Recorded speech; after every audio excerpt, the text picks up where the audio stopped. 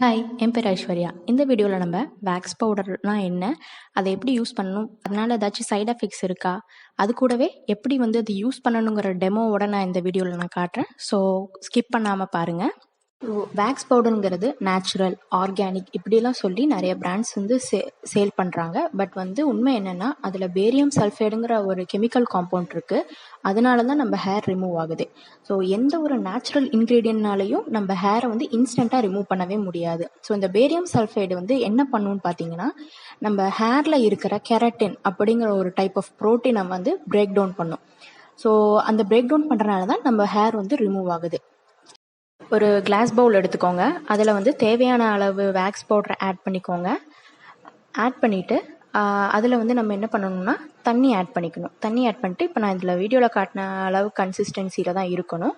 So நீங்கள் wax powder apply பண்ணுற ஏரியாவில் எந்த ஆர்னமெண்ட்ஸுமே நீங்கள் போட்டிருக்கக்கூடாது. ஏன்னா அது பேரியம் சல்ஃபேட்டோட ரியாக்ட் ஆகி கருப்பாயிடும் அந்த மெட்டல் நெக்ஸ்ட் பார்த்திங்கன்னா, நான் என்னோடய கையில் கொஞ்சமாக உங்களுக்கு டிஃப்ரென்ஸ் காட்டுறதுக்காக கொஞ்சம் இடத்துல மட்டும் நான் அப்ளை பண்ணுறேன்.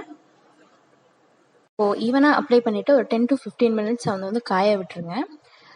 இன்னொரு விஷயம் முக்கியமாக நீங்கள் தெரிஞ்சுக்க வேண்டியது என்னென்னா, வேக்ஸ் பவுடர் உங்கள் ப்ரைவேட் பார்ட்ஸ் அப்புறம் ஃபேஸ் இதிலெல்லாம் கண்டிப்பாக நீங்கள் அப்ளை பண்ணவே கூடாது. அண்ட் ஆல்சோ உங்களுக்கு சென்சிட்டிவ் ஸ்கின் இருக்குன்னா பேட்ச் டெஸ்ட் பண்ணிவிட்டு நீங்கள் இதை ஃபர்தராக ப்ரொசீட் பண்ணுங்கள். ஸோ நான் ஃபுல்லாக ட்ரை பண்ணல, ஓரளவுக்கு செமி ட்ரையாக இருக்குது. இப்போ ஒரு காட்டன் பேட் எடுத்து நல்லா வைப் பண்ணி எடுத்துக்கோங்க. ஸோ நான் இப்போ வைப் பண்ணும் போதே பார்த்தீங்கன்னா கொஞ்சம் கொஞ்சமாக அந்த ஹேர் ரிமூவ் ஆகிருக்கிறது நல்லாவே தெரியுது. ஸோ நீங்கள் ரிமூவ் பண்ணும்போது உங்கள் ஹேர் வளர்கிறதுக்கான ஆப்போசிட் டைரக்ஷனில் தான் நீங்கள் அதை கண்டிப்பாக ரிமூவ் பண்ணணும். ஸோ எனக்கு ஒர்க் ஆனிச்சான்னு பார்த்தீங்கன்னா கண்டிப்பாக ஒர்க் ஆகிருக்கு. நீங்கள் இந்த கிளிப்பிங்கில் பார்த்தாலே உங்களுக்கே தெரியும். அப்ளை பண்ண இடத்துல உங்களுக்கு ஹேர் ரிமூவ் ஆகிருக்கு, அப்ளை பண்ணாத இடத்துல பார்த்தீங்கன்னா ஹேர் இருக்குது. ஸோ வேக்ஸ் பவுடர் வைப் பண்ணதுக்கப்புறம் தண்ணி வச்சு வாஷ் பண்ணிடுங்க.